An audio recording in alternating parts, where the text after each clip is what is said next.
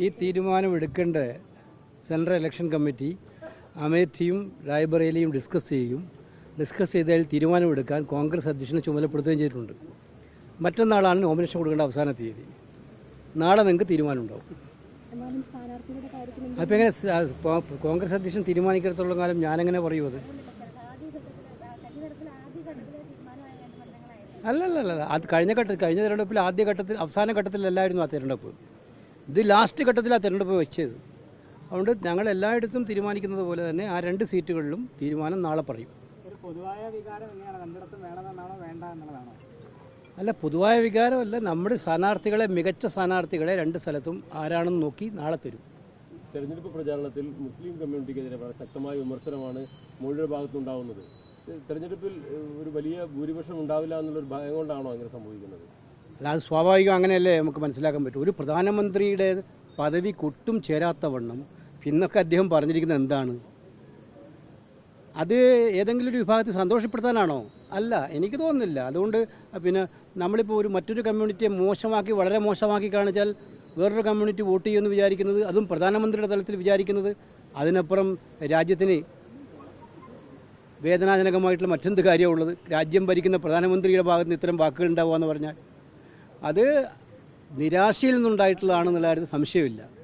തീർത്തും നിരാശയിൽ നിന്ന് ഫസ്റ്റും സെക്കൻഡും ഫേസ് ഇലക്ഷൻ കഴിഞ്ഞപ്പോൾ അവർ ഉദ്ദേശിച്ച കാര്യങ്ങൾ നടക്കില്ല എന്ന് തോന്നിയപ്പോഴാണ് വിത്തെടുത്ത് കുത്തുക എന്നൊക്കെ നമ്മൾ പറയുന്നില്ലേ, ആ രീതിയിൽ ചെയ്തുകൊണ്ടിരിക്കുന്നത്. പിന്നെ അല്ലാതെ വേറെന്താ?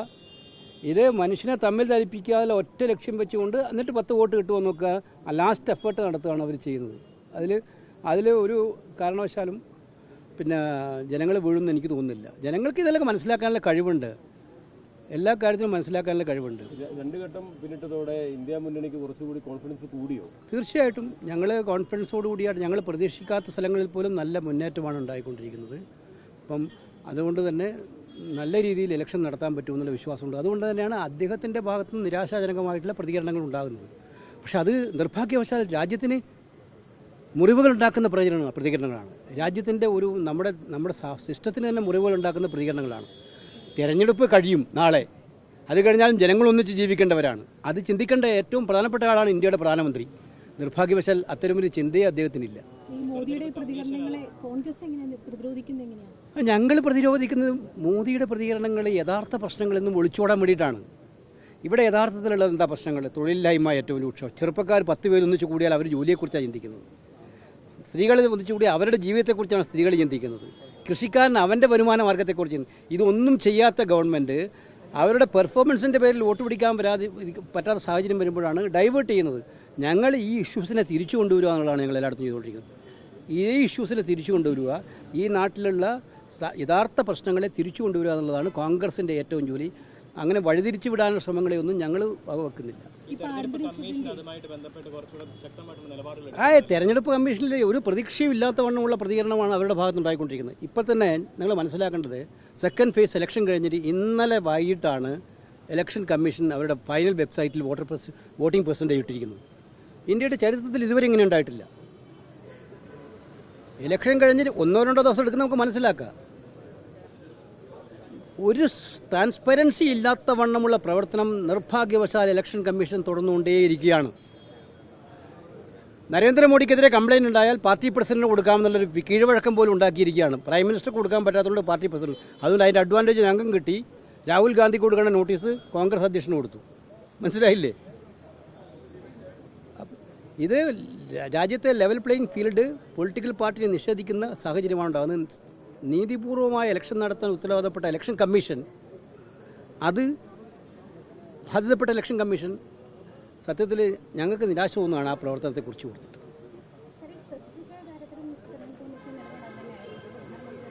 ആയിരുന്നു അതിന് അവർ പ്രധാനമന്ത്രി വളരെ ക്ലിയർ ആയിട്ടാണ് കമ്മ്യൂണൽ ഡിവിഷൻ ഉണ്ടാക്കത്തക്ക വണ്ണമുള്ള സ്റ്റേറ്റ്മെൻറ്റ് ഇലക്ഷൻ കമ്മീഷൻ്റെ കോഡ് ഓഫ് കോണ്ടക്റ്റിനെ ക്ലിയറായി വയലേറ്റ് ചെയ്താണ്.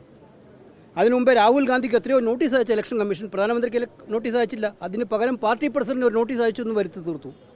പിന്നീട് വീണ്ടും അദ്ദേഹം റിപ്പീറ്റ് ചെയ്തുകൊണ്ടിരിക്കുകയാണ്. അതിനേക്കാൾ കൂടുതൽ അപകടകരമായ പരാമർശങ്ങൾ അദ്ദേഹം റിപ്പീറ്റ് ചെയ്തുകൊണ്ടിരിക്കുകയാണ്.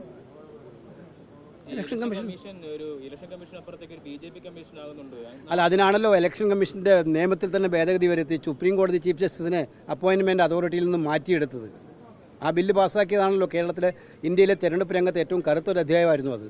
തെരഞ്ഞെടുപ്പ് കമ്മീഷനെ നിയമിക്കാനുള്ള കമ്മീഷണർമാരെയും ചീഫ് ഇലക്ഷൻ കമ്മീഷനെ തീരുമാനിക്കാനുള്ള അധികാരം ഉള്ള 3 അംഗ കമ്മിറ്റിയിൽ നിന്നും ചീഫ് ജസ്റ്റിസിനെ ഒഴിവാക്കിക്കൊണ്ടുള്ള നിയമനിർമ്മാണം അതുതന്നെയാണ് ഏറ്റവും ക്രൂഷ്യലായിട്ടുള്ള തീരുമാനം ഉണ്ടായിരുന്നു. ഞങ്ങൾ വളരെ ശക്തമായി എതിർത്തു നോക്കിയതാണ്.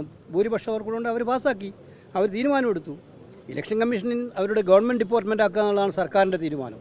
കേരളത്തിലെ തെരഞ്ഞെടുപ്പ് കഴിഞ്ഞല്ലോ, അപ്പോൾ ഇവിടെ APC പ്രസിഡന്റ് താൽക്കാലിക ചുമതലയാണ്. അത് സംബന്ധിച്ച് ഇനി മാറ്റം വീണ്ടും ഉണ്ടാവും. അല്ല, അതൊക്കെ ഞാൻ കൂടിയാലോചനയുള്ള തീരുമാനിക്കും പെട്ടെന്ന്.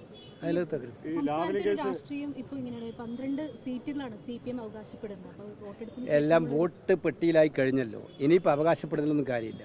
പക്ഷേ കോൺഗ്രസും UDF-ഉം ഉറച്ചു വിശ്വസിക്കുന്നു 20-ൽ 20 സീറ്റും ജയിക്കുന്ന ഒരു രാഷ്ട്രീയ കാലാവസ്ഥയായിരുന്നു തെരഞ്ഞെടുപ്പിലുണ്ടായത്. 20-ൽ 20 സീറ്റും UDF നേടുമെന്ന് തന്നെയാണ് ഞങ്ങൾ പ്രതീക്ഷിക്കുന്നത്. വോട്ടിംഗ് ശതമാനം കുറഞ്ഞ സമയത്തൊക്കെ ഇല്ല, വോട്ട് അതിൻ്റെ ഒരു അനാലിസിസ് ഞങ്ങൾ ക്ലോസ് ആയിട്ട് നടത്തുന്നുണ്ട്. എന്തായാലും അതിനകത്ത് ആ ഒരു വോട്ടിംഗ് ശതമാനം കൂട്ടിക്കഴിഞ്ഞാലും 20-ൽ ശക്തമായിട്ടുള്ള സർക്കാർ വിരുദ്ധ വികാരം ഉണ്ടായിരുന്നു. ശക്തമായിട്ടുള്ള ദേശീയ തലത്തിൽ കോൺഗ്രസ് നയിക്കുന്ന ഇന്ത്യ മുന്നണി വരണം എന്നുള്ള വികാരം ഉണ്ടായിരുന്നു. ഈ 2 വികാരവും ഒരുപോലെ വന്നത് കേരളത്തിൽ 20 സീറ്റും UDF-ന് നൽകുമെന്നുള്ളത് തന്നെയാണ് ഞങ്ങൾ അതായത് നിങ്ങൾക്കല്ലേ അത്ഭുതമുള്ളൂ. അത് ഇന്നലെ തീരുമാനിച്ചപ്പോൾ തന്നെ മാറ്റി വെക്കാനായിട്ട് വെച്ചതല്ലേ. ഓരോ അവധിയും മാറ്റി വെക്കുന്നതിന് വേണ്ടി വെച്ചുകൊണ്ടിരിക്കുന്ന ഒരു കേസ് ഏതാണെന്ന് ചോദിച്ചാൽ ഒറ്റ കേസേ ഉള്ളൂ ഇന്ത്യയിൽ. അതിപ്പോൾ ലാവ്ലിൻ കേസായിട്ട് മാറിയിരിക്കുകയാണ്. മാറ്റി വെക്കാനായിട്ട് തീരുമാനിക്കുന്ന കേസ്. ഒരു കാര്യം കൂടെ ഞാൻ ചോദിച്ചോട്ടെ. വനിതകൾക്ക് വേണ്ടി ഏറ്റവും കൂടുതൽ പ്രസംഗിക്കുന്ന ആളാണല്ലോ നമ്മുടെ പ്രധാനമന്ത്രി. നിങ്ങൾ കർണാടകത്തിലെ സംഭവവികാസങ്ങൾ ഡെവലപ്മെൻ്റ് ഒന്നും കാണുന്നില്ലേ? ഇന്ത്യൻ പ്രധാനമന്ത്രിക്കും ഇന്ത്യയുടെ ആഭ്യന്തരമന്ത്രിക്കും ഡിസംബറിൽ തന്നെ നേരിട്ട് അറിവുണ്ടായിരുന്ന ഒരു കേസ്,